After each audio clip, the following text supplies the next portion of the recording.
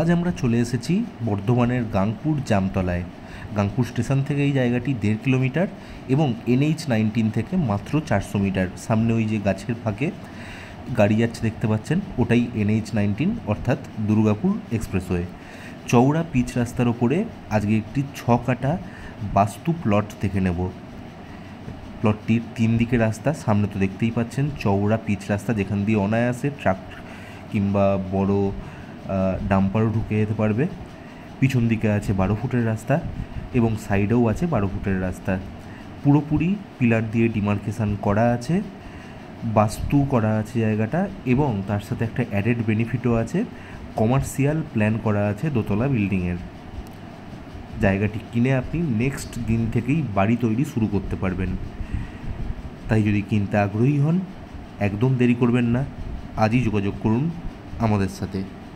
Caption, description কিংবা comment সেকশানে আমাদের ফোন নাম্বার পেয়ে যাবেন।